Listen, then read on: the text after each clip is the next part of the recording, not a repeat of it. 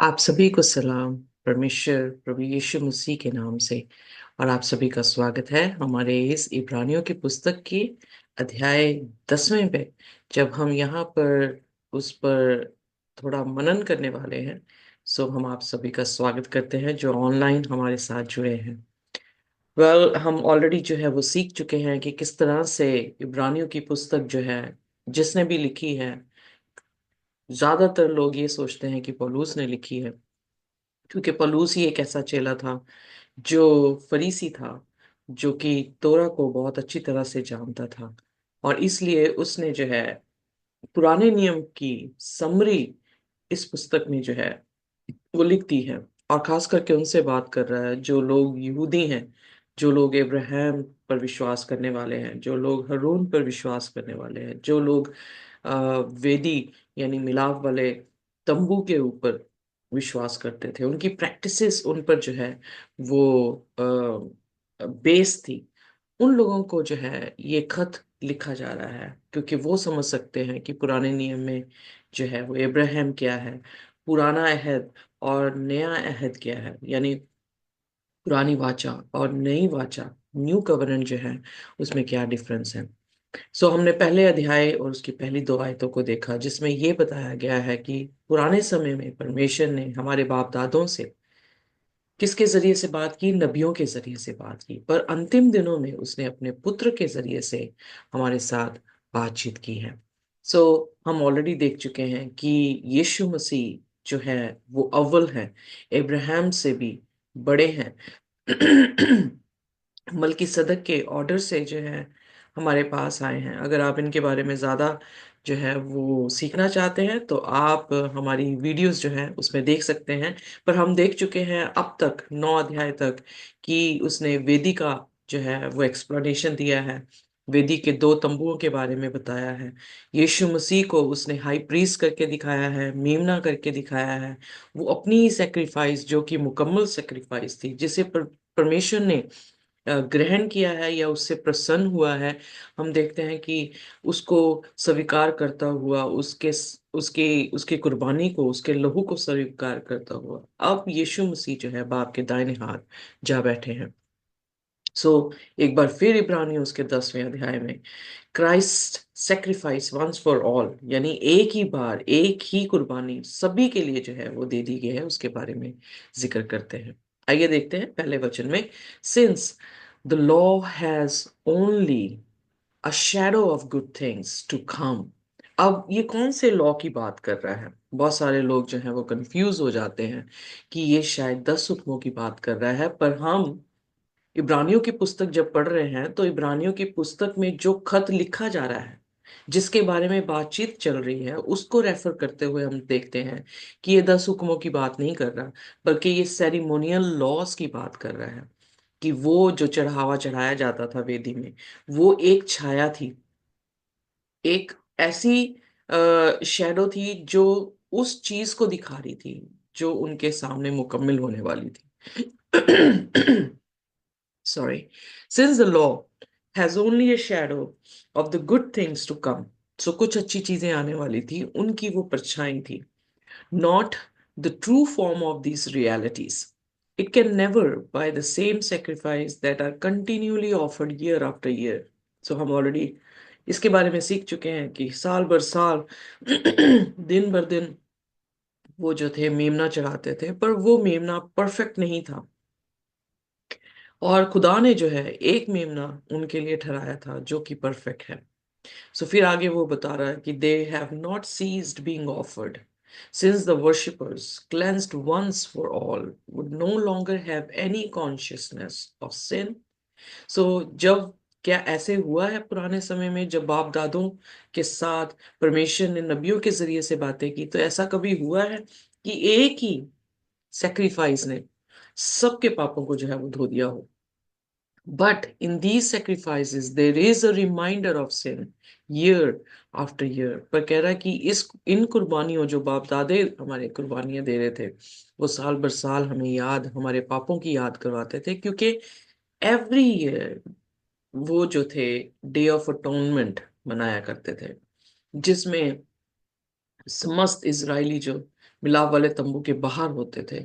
और जो याजक था, अगर आप लेवियों उसकी 16 और लेवियों उसकी 23 अध्याय को देखेंगे, तो आप वहां पर देख पाएंगे कि महायाजक जो है वो अपने लिए भी बलि देता था, लोगों के लिए भी बलि देता था। और उस दिन वो होली प्लेस पहले तंबू में नहीं रहता था, बल्कि मोस्ट होली प्लेस में जाता था, जहां पर वेदी को साफ किया जाता था, सारे पाप उठाकर स्केप गोट के ऊपर जो है वो दे दिए जाते थे। इसलिए साल भर साल उन्हें याद करना पड़ता था, वो पश्चाताप उस दिन करते थे, रोते थे, और अपने पाप जो उन्होंने अनइंटेंशनल भी किया है उसका भी जो है वो पश्चाताप करते थे। चौथे वचन में, for it is impossible for a blood of bulls and goats to take away sins. So इसलिए बहुत सारे धर्मों में जो गायें या बकरे या किसी की भी बलिदान जो है वो अपने देवी देवताओं के सामने भी चढ़ाते हैं, वो मुकम्मल नहीं है, क्योंकि वो पवित्र नहीं है, वो लहू पवित्र नहीं है जो उनके पापों को उठा ले। Consequently, when Christ came into the world, जब यीशु मसीह आए हैं, एंड ही सेड, और उसने ये कहा है कि sacrifice and offerings you have not desired. इस बात से खुश नहीं होता परमेश्वर कि सेक्रीफाइस दिए जाए, but a body you have prepared for me. कौन सा ऐसा बदन है जो खुदा ने हमारे लिए तैयार किया था?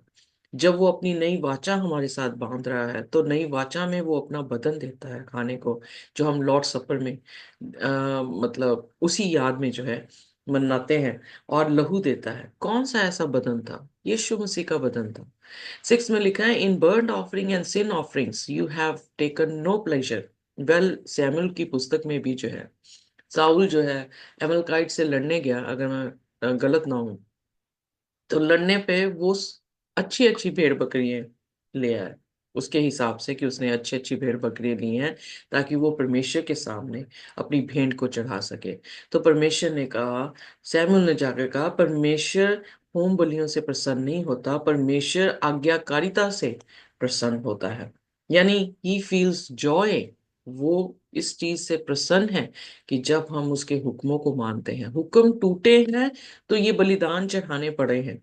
अगर हुक्म ना टूटता, बागेदन में अगर आदम और हवा ने हुक्म ना तोड़ा होता, तो यीशु मसीह को आकर अपना बलिदान देने की क्या जरूरत थी? हुक्म टूटा, इसलिए बलिदान दिया जा रहा है, इसीलिए बलिदान दिया गया है, इसीलिए बदन तोड़ा गया है।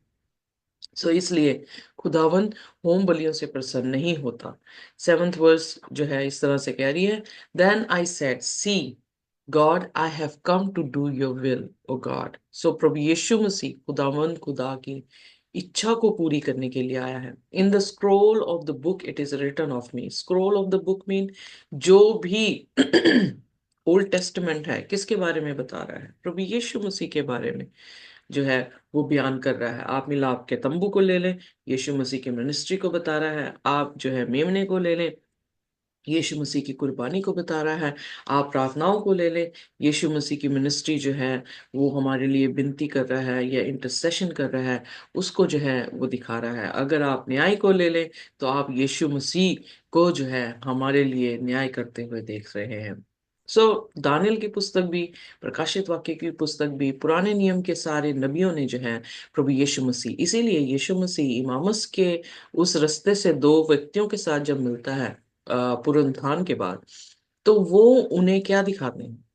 वचन से दिखाते हैं कि वो सारे वचन किसके बारे में बता रहे हैं? मेरे बारे में बता रहे हैं। वेल, यीशु मसीह ने यूहन्ना की अंजील में भी अपने शागिर्दों से यही कहा कि तुम सोचते हो कि इन वचनों में जिंदगी है, तो ये वचन किसके बारे में बता रहे हैं? मेरे बारे में बता रहे हैं। इसलिए यीशु ने कहा, मैं ही क्या हूँ? रास्ता हूँ। मैं ही सत्य हूँ, मैं ही जिंदगी हूँ। अगर वचन में हम ढूंढ रहे हैं जिंदगी को, तो यीशु मसीह ही वचन है, क्योंकि आदि में क्या था? वचन था। वचन किसके साथ था? परमेश्वर के साथ था। और वचन ही क्या था? परमेश्वर था। अगर हम वचन को पढ़ रहे हैं, हम परमेश्वर को जो है वो पढ़ रहे हैं। यहाँ पर जो है आगे उसने लिखा है 8वीं आयत में, when he said above, you have neither desired nor taken pleasure in sacrifice and offering or burnt offering or sin offering, these are offered according to the law. Which law? It was the law of Moses. अब जो आगे मतलब पहले लिखी गई है बात कि वो किसी होम बलियों से प्रसन्न नहीं होता, तो वो ऑफरिंग क्यों दी गई थी? एक लॉ के कारण। वो लॉ क्या था कि खुदा के हुक्म टूटे थे, और हुक्म टूटने के लिए के बाद वो मरे ना उनके, क्योंकि उनके ऊपर क्या होगी? पाप की मजदूरी क्या है? मौत है। जब वो मौत यानी हमेशा की मौत से हमें छुटकारा देने के लिए परमेश्वर ने कहा कि अब से तुम क्या है, याद रखना कि एक दिन खुदा का मेमना आएगा और तुम्हारे लिए कफारा बनेगा। सो उसकी याद में वो क्या कर रहे थे? यीशु मसीह के आने से पहले, क्रूस के होने से पहले, वो क्या याद कर रहे थे? यीशु मसीह के सेक्रीफाइस को। हम जो 2000 साल के बाद बैठे हैं, हम क्या याद कर रहे हैं?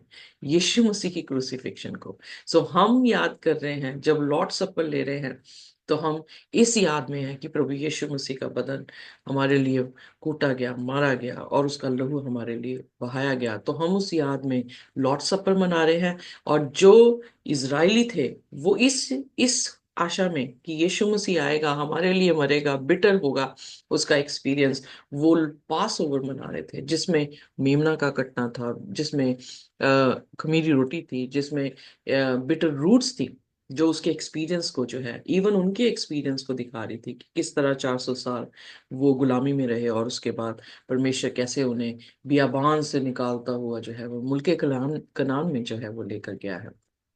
सो इसलिए offered according to the law, ये सेरेमोनियल लॉ थे जो परमेश्वर ने दिए, जो शैडो थी, जैसे पहली आयत में उसने कहा, जो मुकम्मिल खुदा की कुर्बानी की जो है वो परछाई थी, उस चीज को वो फॉलो कर रहे थे।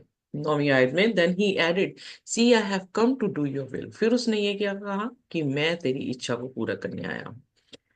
उसने further he said he abolishes the first in order to establish the second।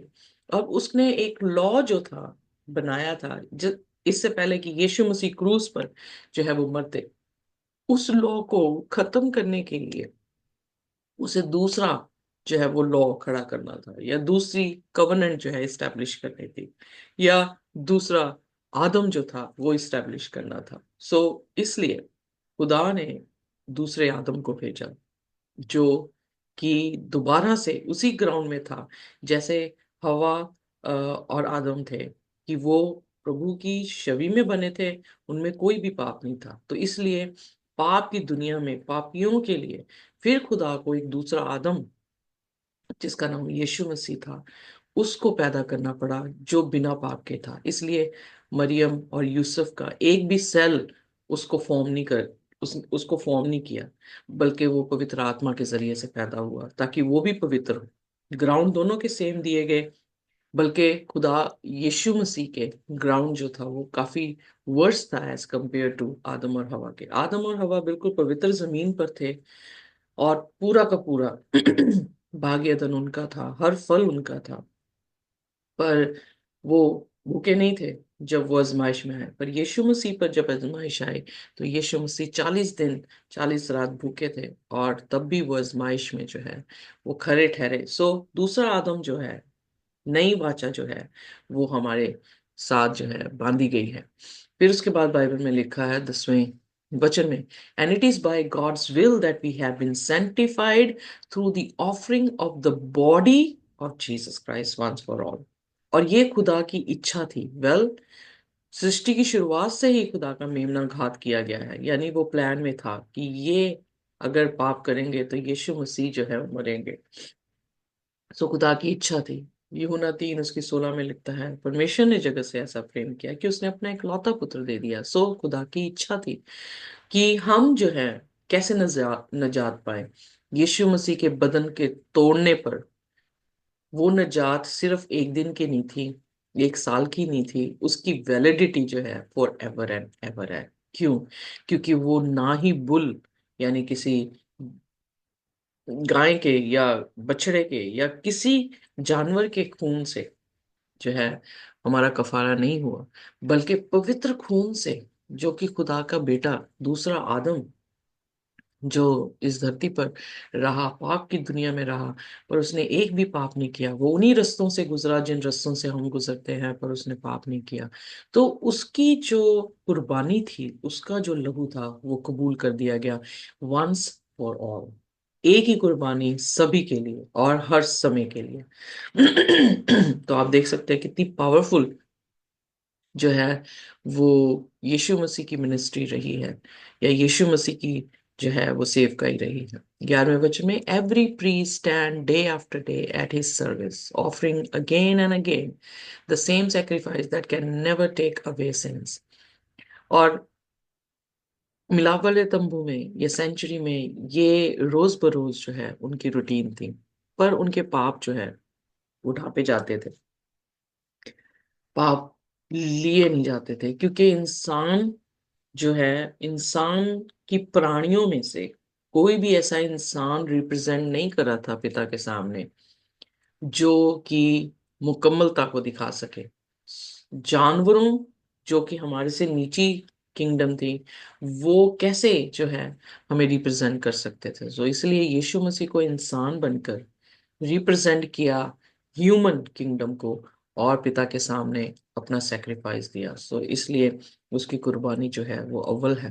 12वें वचन में, when Christ had offered for all time a single sacrifice for sins, he sat down at the right hand of God. So उसने favour ली पिता की। क्यों ली favour? क्योंकि उसने please कर दिया खुदा को। प्लीज कैसे किया? उसने ओबीडियंस के साथ खुदा को जो है वो प्रसन्न किया। वेल, एक जॉय होता है जो खुदा के बीच में हमें मिलता है। वो जॉय इसलिए होता है क्योंकि आप अपनी कॉन्शियस में जब परमेश्वर के साथ चल रहे हैं, परमेश्वर के वचन में चल रहे हैं, तो वो खुशी आपकी इटर्नल हो जाती, कोई उठा नहीं सकता। क्योंकि आप एश्योरेंस में आ जाते हैं कि आप खुदा के वचन के अनुसार चल रहे हैं, और चाहे कुछ भी होता रहे, आपको पता है कि आप खुदा के साथ सही हैं, तो खुदा आपके साथ सही है। और वो रिलेशनशिप जो है वो आपको एश्योरेंस देता है, आपको जॉय देता है, जो कि इटर्नल है, टेम्पररी नहीं है, परमानेंट है, सुपरफिशियल नहीं है, बिल्कुल इनर डीप जो है वो जॉय मिलता है। वेल, आइए देखिए आगे 12वीं आयत में, but when Christ had offered for all time a single sacrifice for sins, he sat down at the right hand. So ये फेवर को दिखा रहा है। 13वीं आयत, since then has been waiting until his enemies would be made a footstool for his feet. So पहला करंथियन उसकी 15 अध्याय में पौलुस इसी के बारे में जिक्र कर रहा है कि ये ए मौत तेरा डंक कहाँ। क्योंकि प्रभु यीशु मसीह तब तक अब इंतजार कर रहे हैं जब तक कि कटनी का समय ना आए। यीशु मसीह ने मत्ती 13 में जो है एक दृष्टांत दिया, जो कि बीज बोया गया, अच्छा बीज बोया गया, दुश्मन ने बुरा बीज बो दिया, पर उन्हें उखाड़ा नहीं गया।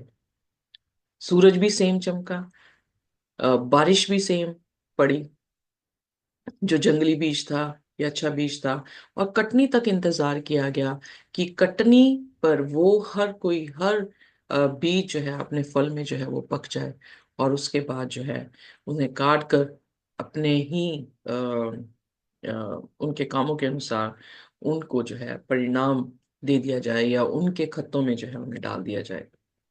जो जंगली है उन्हें आग में फेंक दिया जाए, जो अच्छा है उसे वो गोदाम में जो है वो ले जाए। सो इसलिए ही इज वेटिंग। और उसके बाद वो जिसने पाप को ओरिजिनेट किया है उसको भी खत्म कर दे। 14वें वचन में, for by a single offering he has perfected for all time those who are sanctified. So इसलिए अब हमें कोई भी परब मनाने की जरूरत नहीं है, अब हमें कोई भी सेरेमोनियल लॉज करने की जरूरत नहीं है, क्योंकि प्रभु यीशु मसीह ने हमारी पवित्रता के लिए एक बार अपना कुर्बानी देकर खुदा के दाहिने हाथ जाके बैठ गया है। 15वीं आयत में, and the Holy Spirit also testifies to us, for after saying, this is the covenant that I will make with them after those days, says the Lord, I will put my laws। अब यहाँ पर जो laws है वो ceremonial laws नहीं है। यहाँ पर जो हुक्म है वो खुदा के हुक्म है। उसके प्रिसेप्ट हैं, उसकी 10 कमांडमेंट्स हैं जो हमारे दिल में लिखी जाएंगी। अगर नई वाचा भी बांधी गई है, हम पुरानी वाचा में नहीं है, हम इजरायली नहीं है, लिटरल इजरायली नहीं है, पर हम आत्मिक इजरायली हैं। अगर वाचा पुरानी जो है वो पुरानी हो गई है और उसे खत्म कर दिया गया है और नई स्टैब्लिश कर दी गई है, तो स्टैब्लिश नई में भी वो अपने हुक्म नहीं खत्म कर रहा। इसीलिए यीशु मसीह ने कहा मत्ती उसके 5 में, मैं हुक्मों को खत्म करने नहीं बल्कि उनको पूरा करने के लिए आया। सो हुक्म तोड़ा गया था बागे अदन में। खुदा ने दूसरा आदम जब बनाया है, इस्टेब्लिश किया है कि दूसरा आदम पे विश्वास करने के बाद जितने लोग उस पर विश्वास करेंगे वो क्या करेंगे, खुदा के हुक्म को लेंगे। खुदा का हुक्म उनके दिलों में जो है वो लिख दिया जाएगा। And I will write them on their mind, उनके मनों में लिख दिया जाएगा। He also added I then, जब वो हुक्म नहीं करेंगे तो वो पाप कैसे करेंगे, क्योंकि पाप क्या है, हुक्म की पहचान है। पहला यूहन्ना उसका 3 और उसकी चौथी आयत में जब हम पढ़ते हैं, तो पाप क्या है, इज ब्रेकिंग द लॉ। सो जब हम लॉ नहीं तोड़ रहे हैं, खुदा हमारे दिल में लॉ लिख रहा है, हमारे मन में लॉ लिख रहा है। सो इसका मतलब खुदा ने अपना तख्त हमारी देह में, हमारी शरीरों में जो है वो बना लिया है। हम पाप नहीं करेंगे तो वो हमारे पापों को जो हमने पहले किए हैं उनको क्या कर देगा, माफ कर देगा। क्योंकि हमारा नया मनुष्यत्व देखकर वो हमारे पुराने मनुष्यत्व को खत्म कर देगा। जैसे ओल्ड कवर्नेंट पुरानी थी, इम्परफेक्ट थी, उसे खत्म कर दिया गया और नई कवर्नेंट जो है वो हमारे साथ बांधी गई है। सो 18वीं आयत में लिखा, where there is forgiveness of these there is no longer any offering for sin. So अगर फॉरगिवनेस यीशु मसीह के जरिए से ठहरा दी गई है तो फिर और कोई ऑफरिंग हमारी पाप की देने की जरूरत नहीं है। 19 my friend, since we have confidence to enter the sanctuary by the blood of Jesus, अब हम मिलाप वाले तंबू में जो कि स्वर्ग की बादशाहत में है वहां पर दाखिल कैसे हो रहे हैं। हम अपनी प्रार्थनाओं में दाखिल कैसे होते हैं, यीशु मसीह के नाम से, उसके लहू के जरिए से हम पिता के सामने विश्वास में दाखिल होते हैं, by the new and the living way. Okay, so पुराने कामों से नहीं जो हमारे पाप वाले काम थे, पर अब हम नए कामों से, यानी जो खुदा के हुक्मों के अनुसार हम काम कर रहे हैं, जीवित काम कर रहे हैं, by the new and the living way that he opened for us. क्योंकि यहाँ पर भी क्या हो रहा है, खुदा लिख रहा है अपने हुक्म हमारे दिल में, हमारे मन में, हम नहीं लिख रहे। सो उसने ओपन किया है for us through the curtain that is through his flesh, उसके बदन के मारे जाने से। Since we have a great priest over the house of God, और वो हमारे बदले में हमारे लिए एक हाई प्रीस्ट हो गया है स्वर्ग की बादशाह में, जो खुदा के घर में वो हमारे लिए काम कर रहा है। सो इसलिए क्या है, late us approach with the true heart. अब यहाँ पर वो वो यीशु के बारे में बता रहा है, अब आपके पास आ गया है, आपको कह रहा है कि इसलिए हियाव रखें, हियाव से आए खुदा के पास अपने सच्चे दिल से, पूरी एश्योरेंस विश्वास से जो है वो तुम खुदा के सामने आओ। With our heart sprinkle clean from an evil conscience and our bodies wash with the pure water. So जो वेदी थी उसमें जो है बलिदान, कोर्टयार्ड में बलिदान दिया जाता था, वहां पर एक पानी का बेसिन था।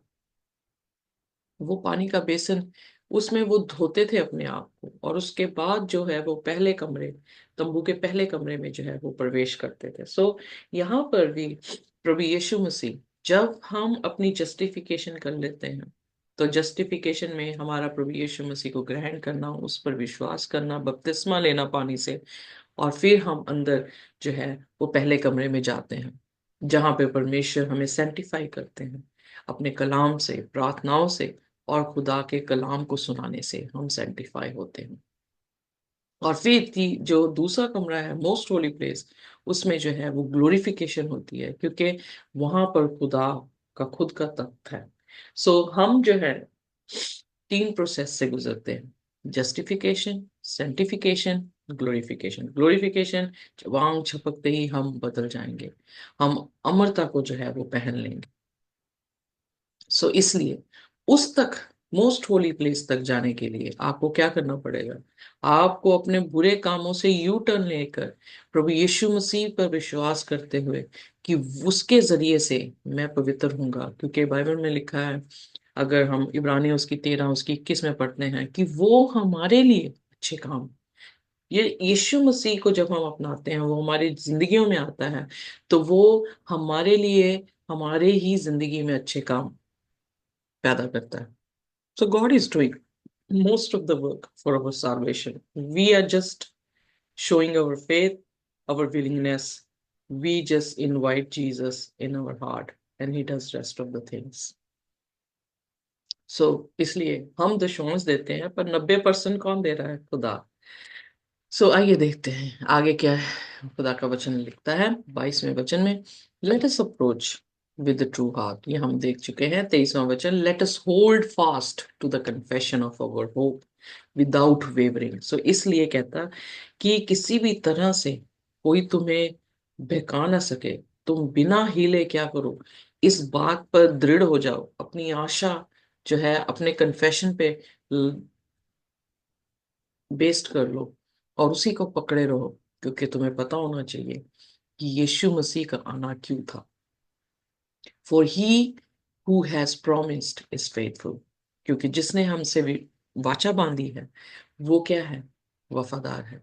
अगर उसने वाचा बांधी है कि वो ही सब कुछ हमारी जिंदगी में करेगा, इसीलिए यीशु मसीह के वचन में लिखा, जो काम उसने हमारी जिंदगियों में शुरू किया है उसे वो खत्म भी करेगा। और सिंपल काम नहीं लिखा वहां पे, लिखा जो अच्छा काम उसने शुरू किया है। सो हमारी साल्वेशन का काम जो जीसस ने शुरू किया है, जस्टिफिकेशन से हमें सेंटिफिकेशन में, और सेंटिफिकेशन से फिर अपनी दूसरी आमद में ग्लोरिफिकेशन में जो है वो लेकर जाएगा। 24 आयत, let us consider how to provoke one another to love and good deeds, not neglecting to meet together as is the habit of some, but encouraging one another all the more as you see the day approaching. So जिससे जैसे यीशु मसीह का दिन आपके करीब आते हुए आपको दिखता है, एक दूसरे से जो विश्वास में है, जो इन कलाम की बातों पर विश्वास करते हैं, उनके साथ मिलना बंद ना करें। जैसे बहुत सारों की जो है ये तरबियत है कि वो खुदा के घर में नहीं जाते हैं, बट के हमें घर में जाना है। कोयलों को अगर वो जलते हों और उनमें से एक कोयला उठाकर बाहर रख दिया जाए तो वो बुझ जाता है, पर अगर वो जलते हुए कोयलों में जो है वो रहे तो वो क्या होगा? जलता रहता है। उसी तरह से हम अपने विश्वास के जैसे विश्वासियों के साथ बने रहें, ताकि हम अपने विश्वास में जो है वो मजबूत होते रहें। पर खुदा के कलाम पर वो विश्वास जो है वो धरा होना चाहिए। 26 आयत, for if we wilfully persist in sin, अगर हम जानबूझ के पाप कर रहे हैं, having received the knowledge of the truth, जब हमने सत्य को जान ही लिया है, there are no longer remains a sacrifice for sins, फिर उसके बाद आपके लिए कोई कुर्बानी नहीं है। इसीलिए यीशु मसीह ने कहा कि हर एक पाप मेरे विरुद्ध में किया गया माफ हो सकता है, पर पवित्र आत्मा के विरोध में पाप माफ नहीं होगा। क्यों? क्योंकि अगर बार बार आत्मा आपको खुदा की सत्य को बता रहा है और आप सत्य को नकारते जा रहे हैं, तो फिर आपके लिए कोई भी कुर्बानी यीशु मसीह की नहीं होगी, और आप बिना कुर्बानी के क्या होंगे? हलाल मर जाएंगे, क्योंकि आपके पास कोई कुर्बानी नहीं है देने के लिए। आपके पाप की मजदूरी क्या होगी? मौत बन जाएगी। 27 आयत, but a fearful prospect of judgment and a fury fire shall will that will consume the adversaries. So फिर क्या होगा?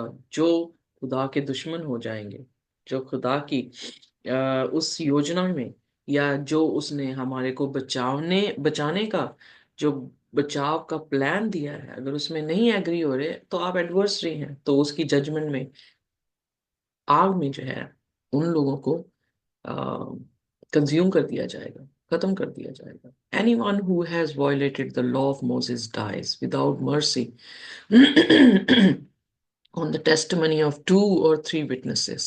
अगर देखा जाए तो पुराने नियम में मूसा की लॉ के अनुसार अगर दो या तीन कोई विटनेस दे रहा है, तो इमेजिन करें, न्यू कवेनेंट में हमारे पास भी 2 या 3 विटनेस हैं, Father, Son, the Father, the Son and the Holy spirit.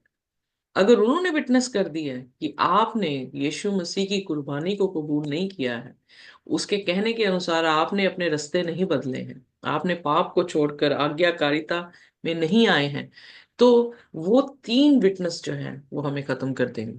29, how much worse punishment do you think will be deserve by those who have spurned the Son of God, profaned the blood of the covenant by which they were sanctified, and outraged the Spirit of grace. So simply, हमारे पास 2 या 3 witness हैं जो कि आत्मिक हैं, जो कि पवित्र हैं। उसे किसी और की विटनेस की जरूरत नहीं है। खुदा बाप, खुदा बेटा, खुदा रूल कुद्दस, जो आपके लिए निजात के काम कर रहे हैं, बार बार आपके बीच में काम कर रहे हैं, वो आपके साथ हैं। और अगर आप नकारते जा रहे हैं तो किसी और की गवाही की जरूरत नहीं पड़ेगी। उनकी तीनों की गवाही के अनुसार आपके लिए एवरीथिंग इज डन, आपके लिए न्याय हो जाएगा। सो इसलिए अनुग्रह की आत्मा को आपने रिजेक्ट किया है, प्रभु यीशु मसीह के लहू को अगर आपने रिजेक्ट कर दिया है, तो फिर और क्या चीज है जो आपको बचा सकती है? कुछ नहीं, क्योंकि यही अव्वल एक सेक्रीफाइस है जो हमें बचा सकता है। 30 वचन, for we know the one who said vengeance is mine and I will repay. क्योंकि बदला लेना किसका काम है? खुदा का, खुदा बाप, खुदा बेटे, खुदा रूल कुद्दस का। और वो जो है अपना बदला देंगे। And again the Lord will जज हिज पीपल। माय फ्रेंड्स, यीशु मसीह खुदावन खुदा हमारा हमारा न्याय करने वाला है। और वो न्याय कैसे करेगा? जब उसने सब कुछ कर दिया और आपने उस पर विश्वास नहीं किया, तो आप पाप के भागी हो जाएंगे। आप पाप की मजदूरी मौत के भागी हो जाएंगे। It is fearful thing to fall into the hands of the living God. क्योंकि वहां से कौन बचाएगा? शैतान से तो हम फिर एक आशा रखते हैं खुदा बचा लेगा, पर अगर खुदा ही हमारे अगेंस्ट हो गया तो फिर कौन बचा सकता है? सो इसीलिए हमें डरते और कांपते खुदा के हाथों में अपना जीवन देना चाहिए, खुदा के लिए विलिंगनेस दिखानी चाहिए, विश्वास रखना चाहिए, और जैसा वो कहता है वैसा हमें करना चाहिए, तो हमें निजात मिलेगी। 32 आए, but recall those earlier days when after you have been enlightened you endure a hard struggle with sufferings, sometimes being publicly exposed to abuse, persecution, sometimes being partner with those so treated. So हम पुराने समय में देखते हैं परमेश्वर ने कैसे judgement दी जिन लोगों ने अब बहुत ही गंदे काम किए, परसिक्यूशन की, या जो बुरे काम करते थे उनके साथ पार्टनरशिप की। सो हम ओल्ड टेस्टामेंट में इवन जब मूसा उन लोगों को मिस्र से निकाल कर मुल्क कनान में लेकर जा रहा है, तो कितनी बातें वहां पर, कितनी कहानियां वहां पर है। कोरा की कहानी है जिसमें ये दिखाया जा रहा है कि उन्होंने बगावतें की और कैसे परमेश्वर ने जो है उनको दंड दिया। For you had compassion for those who were in prison and you cheerfully accepted the plundering of your possession, knowing that you yourself possess something better or more lasting. So do not therefore abandon that confidence of yours. It brings a great reward. For you need endurance so that when you had come the will of the God, you may receive what has promised. So यहाँ पर उन कहानियों से हमें सीखने को जो है वो मिलता है। फिर उसने कहा कि तुमने कंपैशन भी उन लोगों के लिए किया जो प्रिजन में थे। और अगर कोई भी चीज पोजेशन के बेस में भी अगर प्लंडर की गई है, उसके लिए भी जो है तुमने शांति रखी, क्योंकि तुम ये जानते थे कि जो तुम्हारे पास है वो बेटर है और एवरलास्टिंग है। सो उस किरदार को कह रहा है कि क्या करो, पकड़े रहो, क्योंकि उसमें रिवॉर्ड था। सो इसीलिए पहला कुरिन्थियन उसके 10 उसकी 11 आयत में कहता है कि ये सब कहानियां हमारे लिए दृष्टांत हैं और आखिरी दिनों के लोगों के लिए चेतावनी है। क्यों? क्योंकि इन कहानियों से हम सीख सकते हैं कि हमें किस तरह से अपना बर्ताव करना है। हमें अपना जीवन जो है वो कैसे चलाना है। खुदा के हुक्मों में जिंदगी है, और खुदा के हुक्मों के बाहर जो है वो मौत है। सो वो आज्ञा टूटी नहीं है। Law of Moses, ceremonial law खत्म किए हैं यीशु मसीह ने, खुदा के 10 हुक्म खत्म नहीं किए हैं। फिर यहाँ पर for you need endurance, okay, for yet 37 में, for yet in a little while the one who is coming will come and will not delay. So अब जब तुम भी अपनी जर्नी, जब हम भी अपनी जर्नी जो है बियाबान में से होकर गुजर रहे हैं, तो हम भी किस आशा में गुजर रहे हैं कि एक दिन जो है हमें भी मुल्क कनान दिया जाएगा, जो कि हमारे लिए स्वर्ग की बादशाहत है, यीशु मसीह की दूसरी आमद है।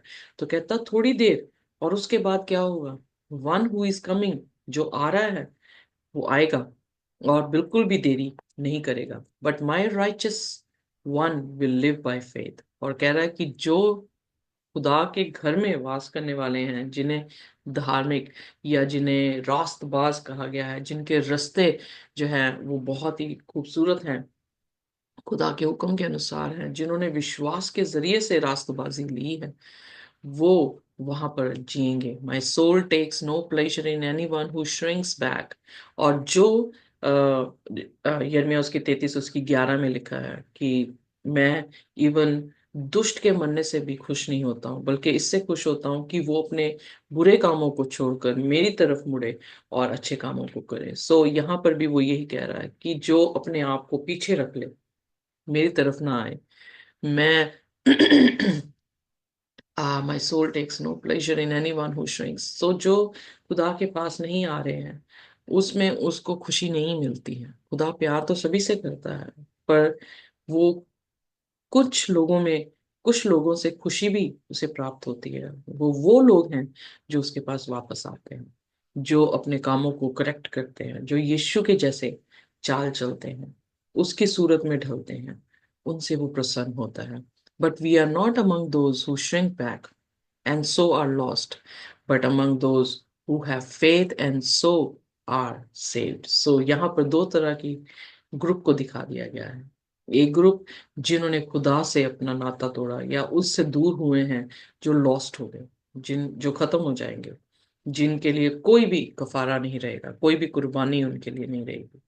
पर दूसरा ग्रुप ये दिखाया गया है जिन्होंने उस कुर्बानी पर जो यीशु मसीह के जरिए से पिता ने हमारे लिए दी है, उस कुर्बानी पर विश्वास किया है, वो उस कुर्बानी के जरिए से जो है वो बचाए जाएंगे।